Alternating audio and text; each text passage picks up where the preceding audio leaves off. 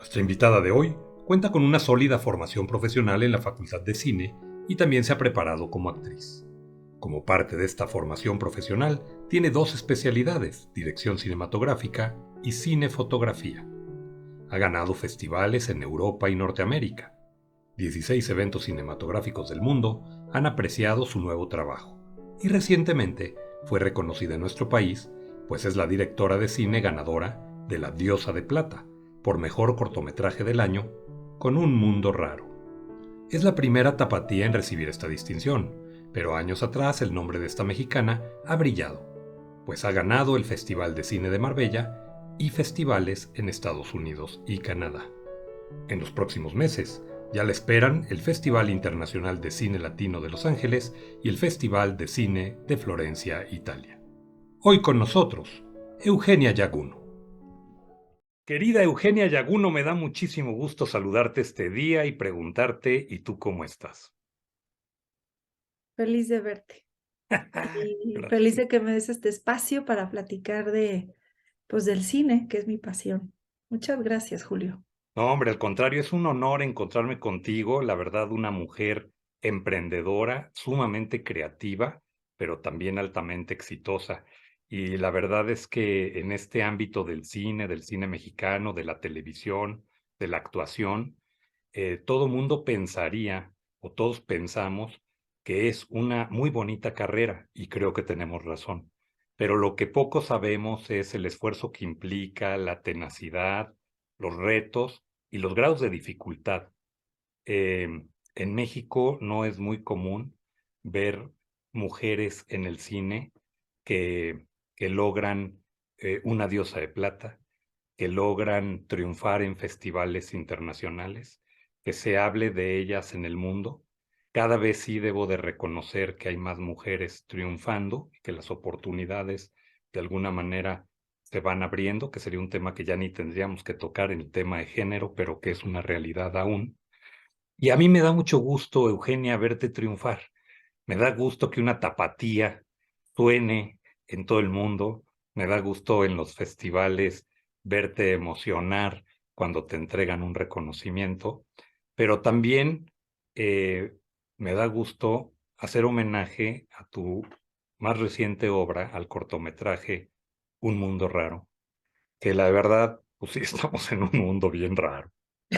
Y que, y que me vino a la mente cuando te vi ganar, recordé la película de Armando Casas, también, Un Mundo Raro, Armando Casas, que para las personas que nos ven fue director también de Canal 22, todavía hasta hace poquito, un gran cineasta. Y también cuando veo que tu escuela ha sido al lado de personajes como mi querido amigo Luis Mandoki, entre muchos otros. Entonces, mi querida Eugenia, hoy la finalidad de conversar contigo es preguntarte dónde inicia tu pasión por el cine, por la actuación, por la televisión, porque has hecho un poco de todo. Sí, pues yo creo que inicia como la de todos, ¿no? Cuando eres niño. O sea, creo que las verdaderas pasiones inician cuando somos niños y de manera intuitiva, como que nuestra alma nos va diciendo, por aquí vas. Pero después con tantas voces que vamos escuchando en la vida, con tanto mundo, con tantas expectativas que queremos cumplir hacia los demás, sobre todo expectativas hacia nuestros padres o a nuestros abuelos, pues en mi caso yo me desvié del camino, ¿no? Desde muy niña me gustaba muchísimo el tema de la dirección y ¿qué tenía a mi alcance? Pues tenía a mis primitos y a mis amiguitos de escuela y los ponía a actuar, hacía mini obritas de teatro y luego a mi abuelita era un placer hacerle homenajes en Navidad, ¿no? Hacíamos como una especie de pastorela y yo entrenaba hasta los que tenían de chupón y de pañal, hasta que yo era la segunda más grande nieta de parte de mi mamá y eso pues era un gozo para mí organizar y dirigir y actuar, interactuar. Creo que, y ese gozo nacía desde una alegría profunda de hacer feliz a las personas, ¿no? En este caso a mi abuela y a mis tías y a mi madre.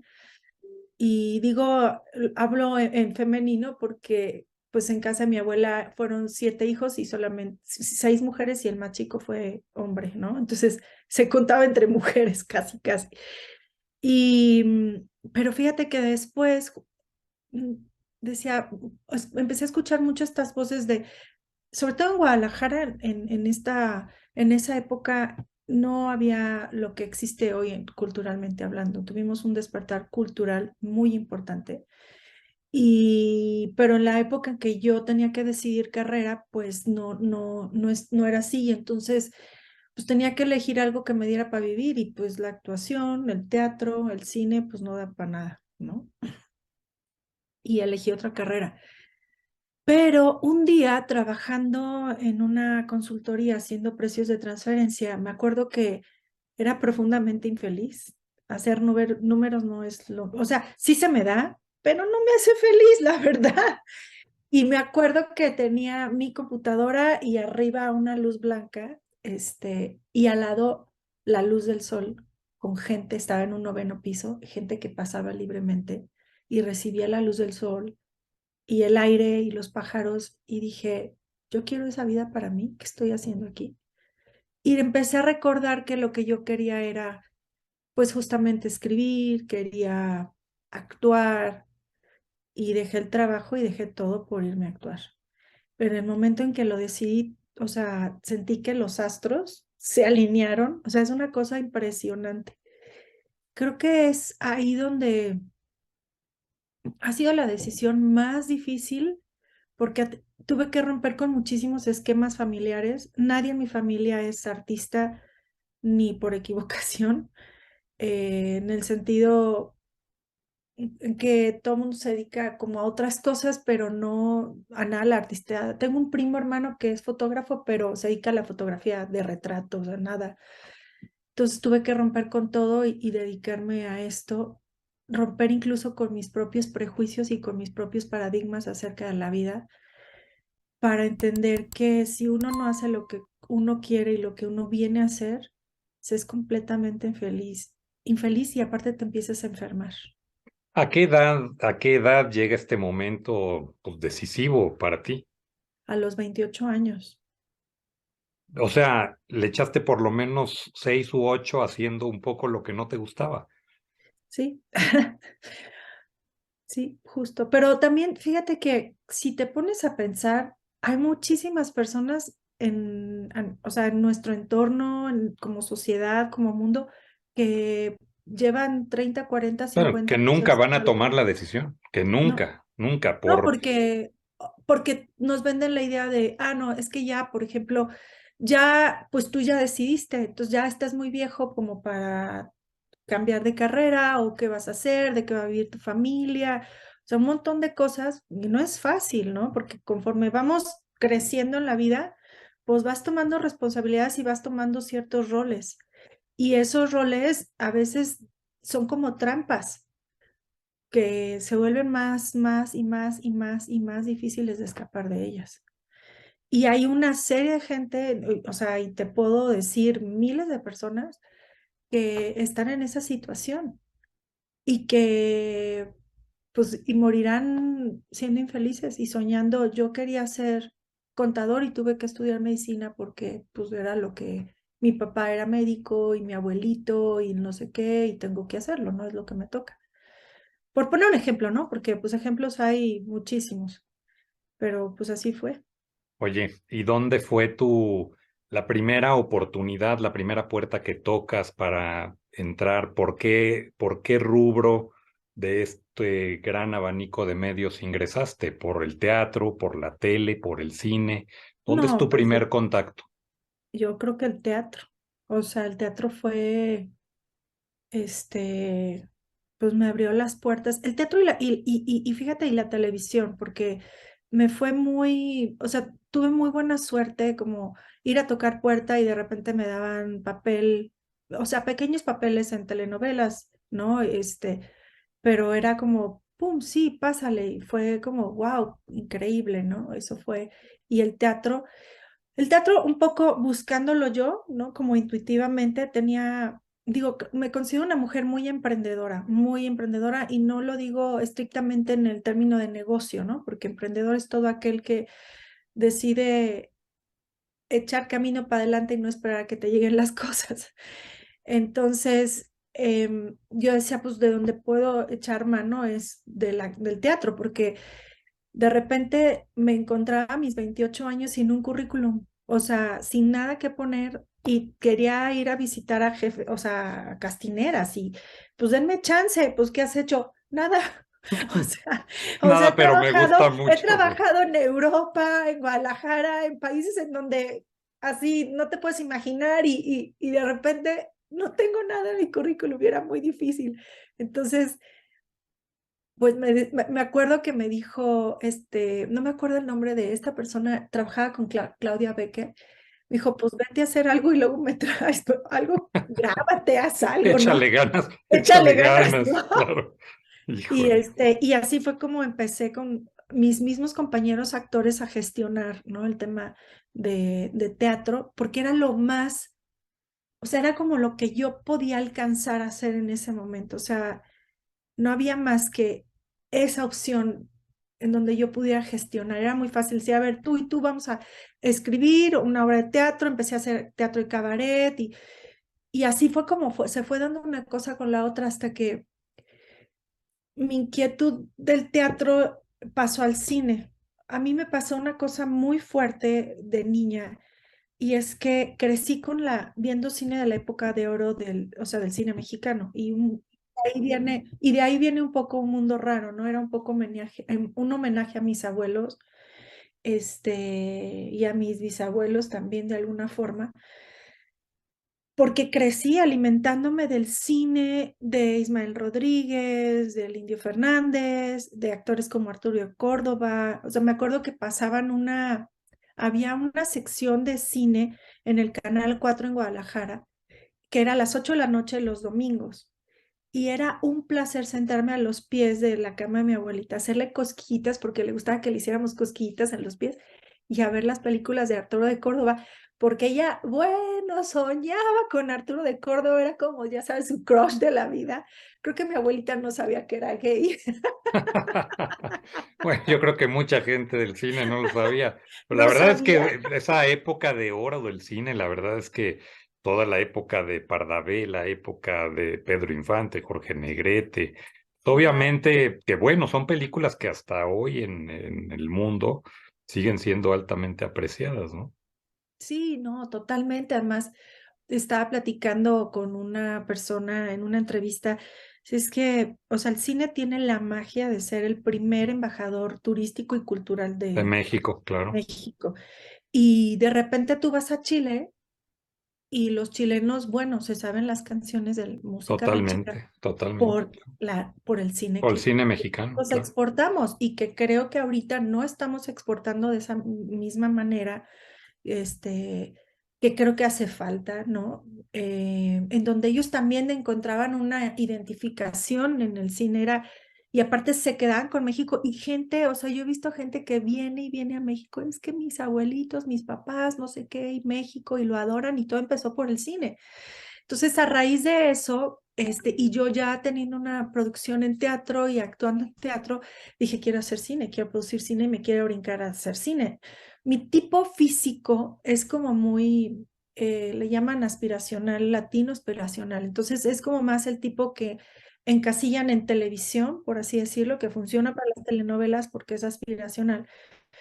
Pero para mí el cine Es el mi, cine, claro. es el Oye, cine. a ver, Luis, hiciste teatro y te fue bien, si mal no recuerdo, estuviste en Infieles, estuviste en Sí. Las Musas Huérfanas, pues estuviste en La Blanca Flor Marchita, pero también estuviste en televisoras, y me da mucho orgullo decir que estuviste en Canal 11 también, en Sí. el show de en el show de los 11, Ay, justamente, sí. Ay, no, claro. me encanta. Canal 11 fue así de los primeros trabajos que me dieron y fue, ay, infinitamente feliz. Voy a ir a tocar la puerta a ver si me dan chamba otra vez. Pues, ¿qué te puedo contar yo? Yo creo que también de mi época profesional. los 8 años que me tocó dirigir el 11 creo que fue lo mejor que me pasó. Y lo que mejor me sigue pasando es seguir escuchando este tipo de comentarios de todos los que añoramos Canal 11, ¿no? La verdad es que es una gran familia, una gran casa.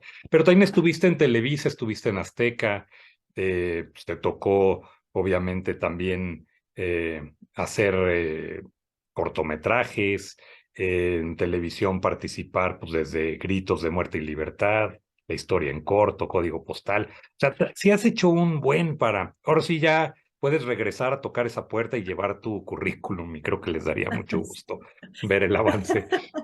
Pero cuéntame un poco, a ver, el cine, ok, el cine también pues es una industria complicada, compleja, eh, cerrada. Claro que ya una vez que logras ingresar y que te topas con gente extraordinaria, vuelvo a citar al buen Mandoki, que es como ser humano también una persona extraordinaria, más allá Sí, de lo ese es maravilloso. profesional. A ver, cómo es el ingreso? Mucha gente, acabo de dar una conferencia yo en Irapuato hace unos días, el viernes pasado, y preguntando a los chavos de comunicación ahí más o menos a qué se querían dedicar, pues había chavos que decían, pues al cine. La verdad es que es bien difícil para un chavo imaginar cómo puede ingresar al cine, qué puertas tocar, qué camino seguir. ¿Cuál fue tu experiencia? O sea, llegas al cine y qué, No, pues, heme aquí, no. soy la estrella que están esperando, o cuál, soy la directora que estaba esperando este crew, o qué onda. No, fue también como casual. O sea, justo lo que te iba a contar era cuando yo estaba en teatro y quería producir cine y quería hacer cine como actriz, decía, pues tengo que moverme para ver justamente para dónde tira la chancla y a ver quién me abre una puerta, ¿no? Y platicando, dije, pues voy a buscar un guión y voy a empezar a levantar una producción, ¿no? Y justo un buen amigo y maestro de actuación que tuve, se llama Hubert Barrero, muy querido de Cuba, me dijo, ¿qué estás hablando, chica? Tienes la mejor historia del mundo. Entonces, entonces me dice, ¿qué te has buscado? Tienes la mejor historia. Me dice, esa obra de teatro que tienes ahorita, escríbela para cine. Y esto cuando me lo dijo, dije verde, azul y morado, y ahora, y pues a buscar guionista y a buscar fotógrafo dije, pues voy a empezar a ver, ¿no? Y conocí un fotógrafo muy bueno y me dijo, pero ¿y tú qué vas a hacer? Le dije, no, yo nomás levanto la producción y ahí ustedes háganse bolas, busco un productor en línea, tal, y yo quiero, este personaje que hago en teatro lo quiero llevar al cine.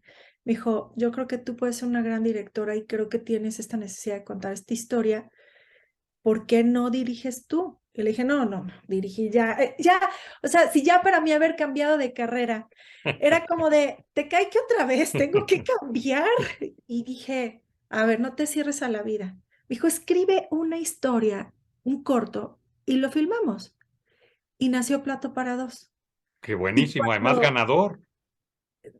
pues sí, o sea, la verdad tuve muy buena suerte, tuve la presencia, o sea, de Arturo de Córdoba, Fernando Becerril, que en paz descanse, Claudia Nin, y entonces cuando llegué al set, obviamente estaba súper nerviosa, pero llegué al set, me acuerdo que estaban montando luces y de repente el fotógrafo empezó a dar acción y a acercarse a los actores y yo veía a los actores que no daban una.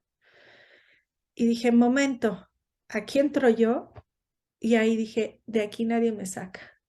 No te puedo explicar, se volvieron a alinear los astros, pero todavía más grandotes. Y así fue como llegué al cine. Y dije, claro, es que toda mi vida he crecido viendo cine. O sea, yo te puedo decir que antes, ahorita tengo una hija muy pequeña y no me lo permite hacerlo con esa intensidad, pero todos los días veía una película, todos los días veía una película, todos los días veía Amo ver cine. Lo que a mí me da el cine es una vitalidad y una cosa que yo creo que muchos cinéfilos pueden compartir conmigo, esta necesidad constante de sentarse a escuchar y ver historias.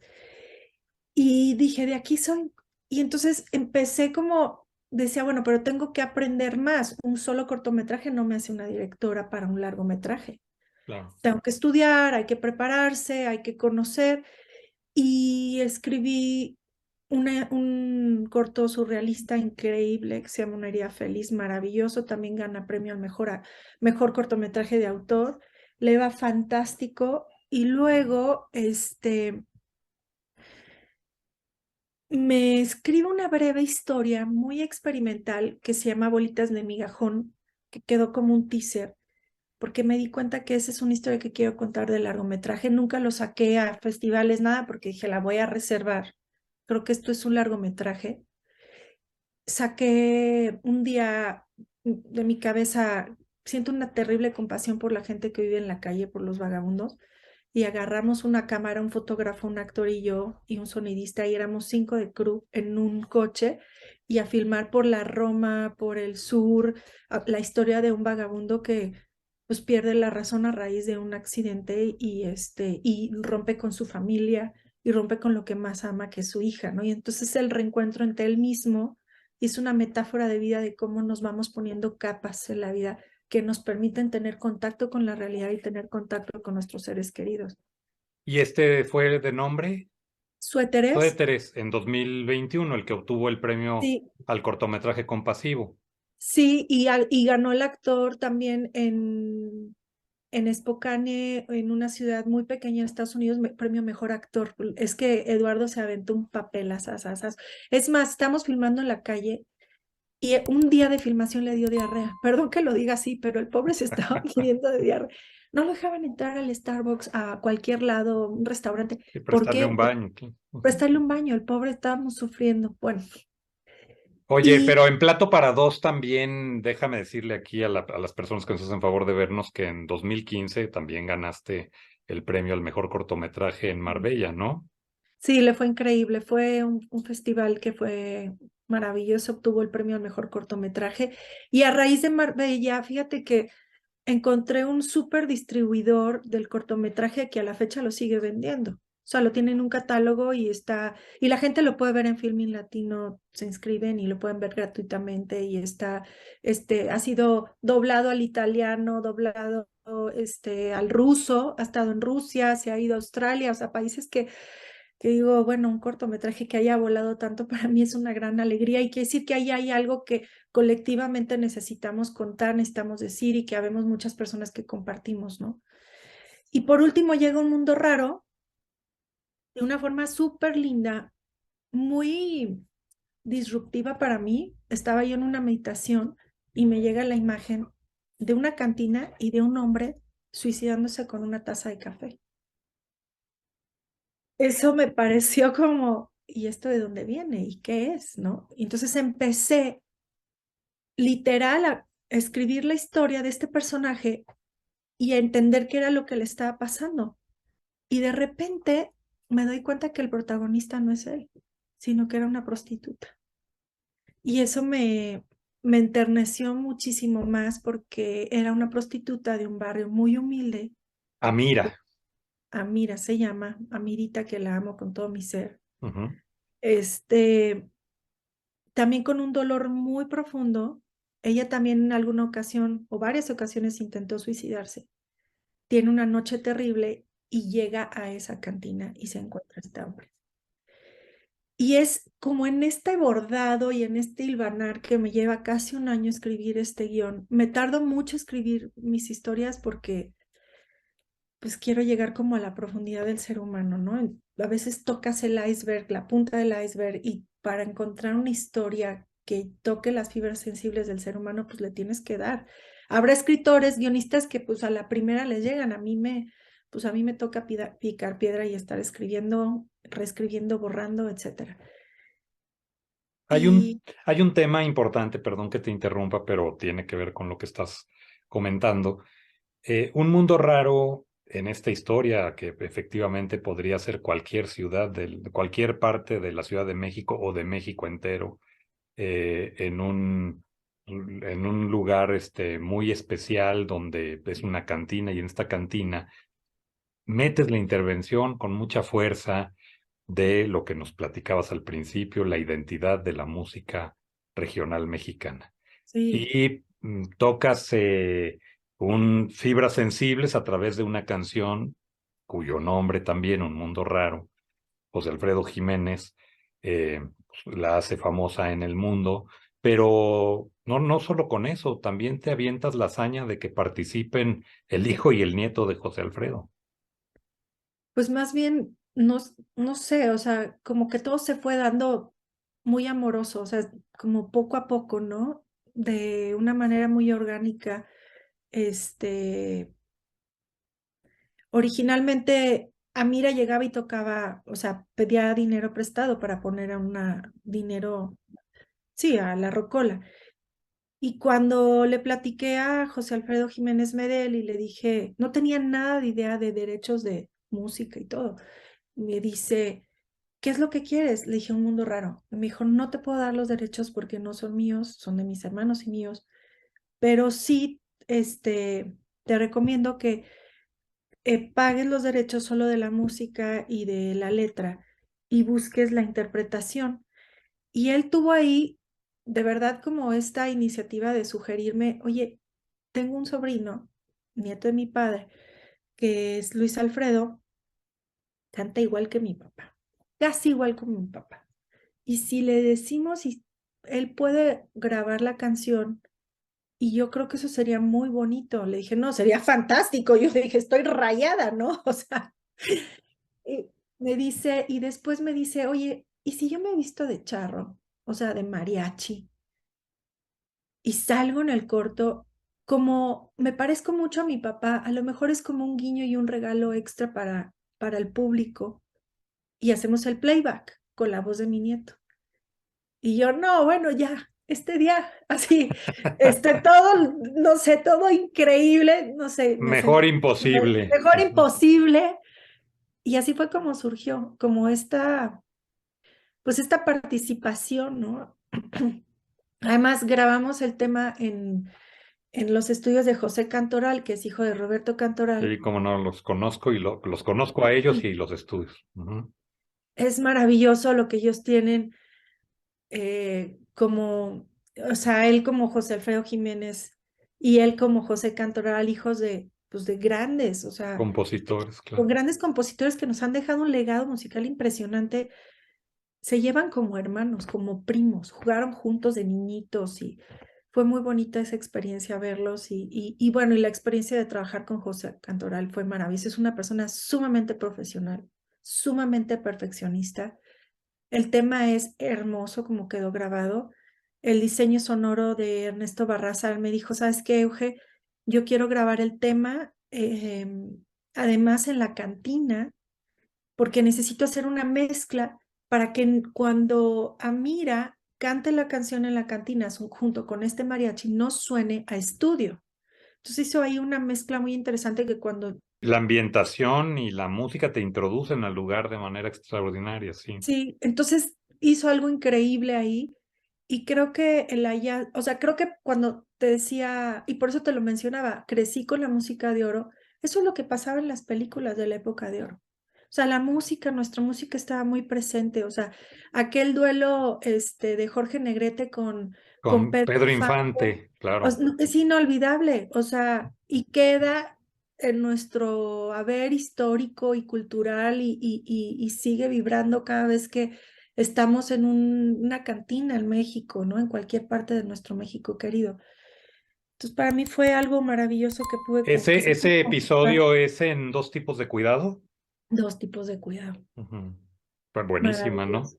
Sí, Sí, claro. tú sí te acordaste del título, perfecto. Ah, Amo bueno. los dos tipos de cuidado y los tres huastecos maravillosos. Fíjate que yo no sé qué pasó de niño, pero yo también tuve algunos episodios ahí, desde Sábados con Saldaña, que era en casa de mis abuelos. Llegabas y veías a Jorge Saldaña con Alejandro Aura al lado del piano, ahí en un programa eterno que pasaba pues, ese momento, pues no sé si era Imevisión o Canal 13, todavía no era TV Azteca, obviamente.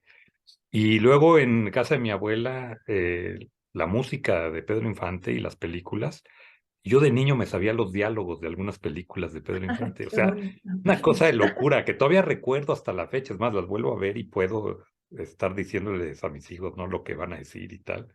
Así Fíjate, tengo un amigo, así tengo, bueno, un pariente lejano, Fernando Yaguno, los ama, y entonces te las recita. O sea, vamos a una reunión y te las recita, y es chistosísimo escucharlo porque se lo sabe, muy divertido, es nos que podemos matar de la es risa. buenísimo, Sí. sí.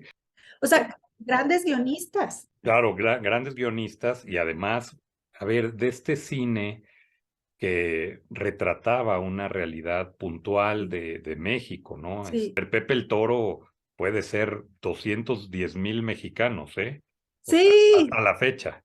sí, Y lo que sí, pasaba en esa vecindad y, o sea, la verdad es que sí se retrataba un México muy real en un cine de muy alta factura y sí. además con personajes extraordinarios, ¿no? Actores de primera.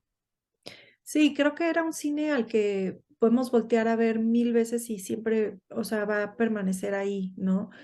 Pero creo que también los productores en aquella época, o sea, la ley cinematográfica era otra, este, el poder adquisitivo era otro. Anteriormente la gente común, o sea, clase, media, media baja, le alcanzaba para pagar un boleto de cine.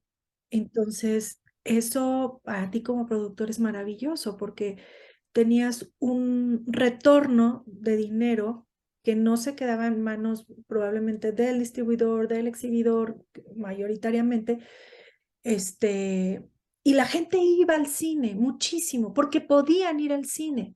Hoy en día, pues los que van al cine es la clase media, media alta, cuando tú sabes que es mucho más pequeña esa fracción de la sociedad que el resto de México. Entonces, ¿qué hacían los productores? Pues escribir para su público. Eugenia, háblame del reto de hoy de los productores de cine en México, es decir, la industria cinematográfica en México, en qué momento está, y otra, ¿qué ha pasado con las multiplataformas, con Netflix, con Amazon? ¿Qué futuro tienen tus producciones ante esas plataformas? ¿Lo tienen o no lo tienen? ¿Eres visible para ellos o no? ¿Qué está pasando? Bueno, pues te puedo hablar, o sea, creo que a nivel cortometraje, que es lo que he producido y lo que he dirigido hasta ahora, el nicho es muy pequeño. Aquí en México particularmente el nicho del cortometraje es muy pequeño, muy, muy pequeño. O sea, no hay tantas ventanas, digamos, para empezar, no tenemos una ventana consistente a nivel cines, ¿no? Theatrical, ¿no? Entonces lo que nos quedan son las plataformas y en específico, si tú te das cuenta, Netflix y Amazon también le dedican muy poco espacio al cortometraje, ¿no? Creo que ahí es donde nuestra labor como productores es ir a tocar puertas y decir, oigan, este es un género cinematográfico que es también visto y que también puede ser que tiene cabida en la plataforma. Entonces, pero también a Netflix tienes que llegar con productos de calidad, con productos terminados, con productos o sea, que le impacten a su público, ¿no? Es decir, si el tema de un mundo raro, raro es para el público que tiene Netflix, obviamente va a abrir la puerta a Netflix o Amazon, etcétera. Obviamente a nivel cortometraje no me gusta decir la palabra difícil, pero es una tarea más grande que cuando tienes un largometraje.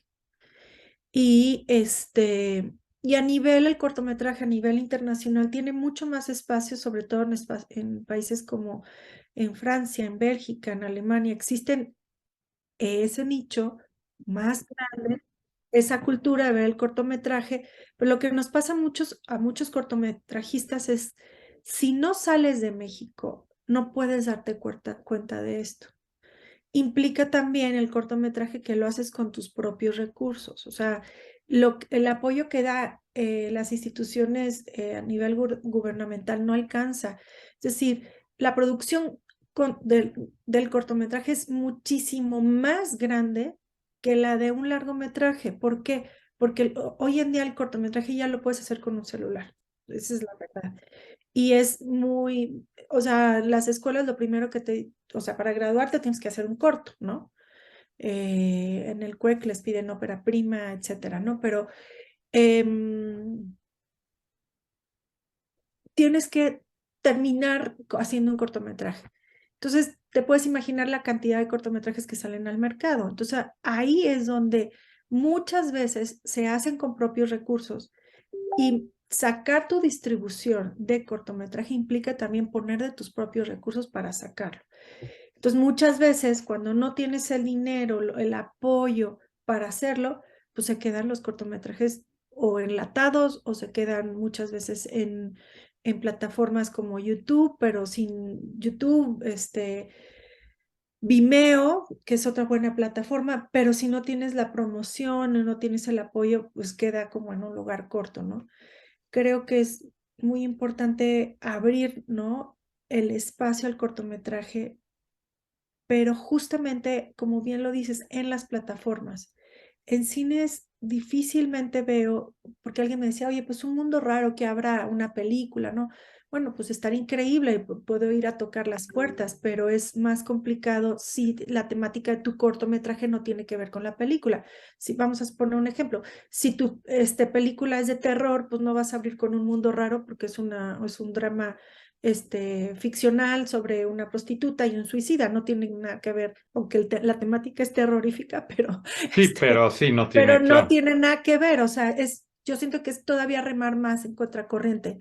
Para mí es eso, ¿no? ¿Qué opino? Pues que hay que ir a tocar las plataformas cada vez más y más, los que hacemos cortometraje, para que se abran esos espacios, porque muchas veces pasa, y seguramente a ti te ha pasado, tengo ganas de ver en la tele algo, pero no me quiero desvelar viendo una película, Sí, 2 horas y no, media ahí. no tengo Ujú. ganas de echarme una serie. Existe el cortometraje, te cuentan una historia y además es un género fantástico en el sentido de es una historia completa de principio a fin en 10, 15 minutos. ¿Ustedes mismos no han pensado hacer su propia plataforma? No, no ¿Están es agremiados, están unidos? No, es un esfuerzo disperso, es... hasta ahorita es un esfuerzo disperso, ¿no? No, desconozco si alguien está haciendo el esfuerzo de hacer su propia plataforma, no lo sé. Lo que sí te puedo decir es que el primer paso de un cortometraje se tiene que tratar como un largometraje. Es decir, necesitas sí o sí alguien que mueva tu producto, perdón que lo llame así, mucha gente dice, no, ¿cómo? Es un producto y que te muevan el producto y tratarlo como una película. Y es así como traté Plato para Dos y por eso Plato para Dos se sigue vendiendo, pues lo traté como una película. Y lo que me ha pasado con Mundo Raro es que lo han visto en Estados Unidos, en los festivales en Estados Unidos en los que ha estado, y me escribieron dos distribuidores ya interesados en mover un Mundo Raro en Estados Unidos y en plataformas como Netflix, Hulu, Amazon y otras que existen allá. Claro, que eso es un gran tiro, ¿eh? Entrando ahí, la verdad es que hoy el poder de las plataformas, sí, Pero su la, capacidad de distribución es amplia, ¿no? es muchísima más amplia, pero tienes que tratar el cortometraje justamente y seguir el camino de distribución como si fuera una película. O sea, cuando alguien una vez estudiando con Mandoki en uno de sus talleres, estábamos haciendo un ejercicio y era una película muy, muy famosa. Híjole, ¿qué me pasa hoy con los nombres? No me puedo recordar. Fight Club. Échale la culpa al COVID, echa todo, Échale la culpa. todo Todo se resuelve con el todo hoy COVID. en día es una gran solución, sí. Hoy en día todo es una gran solución. No, haciendo esto con Luis Mandoki en una escena, se llama Fight Club, la película. Es un libro maravilloso y la adaptación quedó increíble con Brad Pitt y estaba con el sonidista y me decía, Eugenia, eres demasiado exigente, es un ejercicio. Y volteé y le dije, no es un ejercicio, estamos haciendo cine. O sea, el resumen es, al final de cuentas, el cortometraje se tiene que tratar de la misma forma que un largometraje. O sea, tienes los mismos elementos para hacer un largo, son los mismos elementos para hacer un corto. O sea, sonidista, actores, fotógrafo, editor, o sea, es exactamente lo mismo. Y para la distribución, tienes que tratarlo de alguna manera como un largometraje. Es decir, necesitas ver quiénes son o sea, quiénes se dedican a distribuir el cortometraje, quiénes tienen el nicho o conocen los nichos para acercar el cortometraje.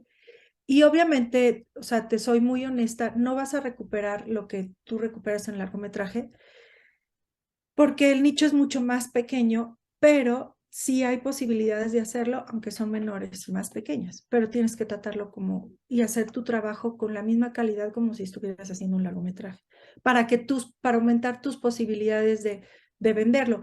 En Cannes hubo una conferencia en el Short Film Corner, llegó un distribuidor y traía un tráiler de un cortometraje hermoso, o sea, era una cosa, wow, era una película. Y me acuerdo que dijo, este es un cortometraje que hicimos en coproducción con un director que llegó con su guión y dijo, quiero hacer, dijo, nosotros estamos abiertos a hacer cortometraje, a coproducir y a distribuir, pero por favor tráiganme buenas historias y tráiganme calidad.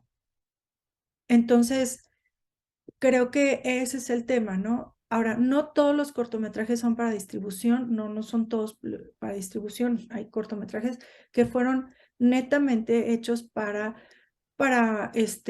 terminar la carrera de cine, por una inquietud personal, porque estamos aprendiendo. Ahora, los cineastas empezamos a hacer cortos motivados por aprender a hacer cine, que era lo que te platicaba, ¿no? O sea, cuando me dicen, dirígela tú, dije, no me atrevo a dirigir, necesito empezar, step one, o sea, hago un cortometraje, step two, me hago otro cortometraje, porque es la forma en la que puedo entender, primero, cómo funciona el set, ¿no? Cómo dirigir a mis actores en un set, que eso es importantísimo. Cómo, o sea, cuál es el lenguaje cinematográfico y cómo voy a trabajar con un fotógrafo o con una fotógrafa para contar esta historia. Y lo más importante, o sea, es cómo voy a contar una historia en papel. O sea, me preguntaban, ¿cuál es el reto más grande que tienes, ¿no? Y al que te enfrentas. Pues mi reto más grande es saber contar una historia. O sea, tener una buena historia. Si yo llego con una buena historia, todo el mundo queremos contar buenas historias. Me va a decir un productor, quiero estar contigo. Me va a decir un fotógrafo, una fotógrafa, quiero estar contigo. O sea, porque una buena historia es como la miel para las abejas. Todos queremos contar buenas historias. Por ahí alguien dice que el mundo no está hecho de átomos, que está hecho de historias. Así que Sí, tiene sentido. Oye, nos sí, queda un minuto. no, ya Déjame. hablé mucho. No, es Pero padrísimo, de déjame. eso se trataba, pues, si no, imagínate. Oye, finalmente sé que has estado reservando tu mejor momento, tus mejores creaciones, tus mejores ideas para efectivamente crear un largometraje. ¿Cómo vas con eso? ¿Para cuándo esperaremos ver algo? ¿Cómo la ves? Estoy en una etapa temprana de desarrollo del proyecto. Tengo el guión, estoy todavía reescribiendo cosas y estoy justamente en una etapa en la que empiezo a buscar miembros, o sea, cabezas de equipo, estoy buscando coproducción. Por ahí ya hubo un par de personas padrísimas para hacer vestuario y para hacer el diseño de producción que ya me dijeron que sí. Por ahí también estamos platicando con compositores musicales y estoy empezando a juntar. Creo que mis procesos son muy orgánicos. No, me gusta conectar con las personas y ver si estas personas conectan justamente con la historia. Si ellas tienen algo que contar en esa historia y nos sentimos ambas como que vibramos y estamos contentos el uno con el otro, va. Eso no quiere decir que no vaya a haber problemas y que no vaya a haber retos, pero de entrada creo que es muy importante. La historia es el mejor pegamento de equipos. Para mí es así como lo veo. Entonces estoy en eso. Si bien nos va, yo creo que podríamos, o sea, en el escenario más optimista sería estar filmando el próximo año, en el segundo semestre. Ese es mi escenario optimista. Y si no, pues cuando Dios nos diga y nos dé luz verde, estaremos filmando esta historia. Ahí voy, estoy muy contenta. Es una historia que me mueve mucho, la quiero hacer con el corazón, como todo lo que siento que hago. No tengo otra forma de contar historias. Querida Eugenia, te esperan meses muy dinámicos, el próximo Festival de Cine Latino en Los Ángeles, ahora a finales de mayo, principios de junio, el Festival de Cine de Florencia, Italia, en el mes de junio, en fin, por decir nada más algunas de las cosas, pero yo creo que te esperan muchas cosas padres por venir, yo creo que seguirás triunfando y nosotros podremos aplaudir desde nuestra respectiva trinchera esos éxitos, celebrarlos contigo porque eres una Gracias, gran Julio. mexicana, muy emprendedora, muy creativa, muy exitosa. Te agradezco Gracias, Julio. muchísimo, te agradezco mucho. No, gracias, Julio. Gracias, de verdad que a ti por darme este espacio, por ayudarme a darle el valor al cine, por hacer llegar a Mundo Raro a todos lados. y me va a dar mucho gusto seguir viéndote en el camino. Muchas gracias, así será. Así que te deseo gran éxito y muy agradecido. Que tengas muy buen día. Tú también. Gracias, hasta pronto. Hasta pronto. Bye, bye. Bye.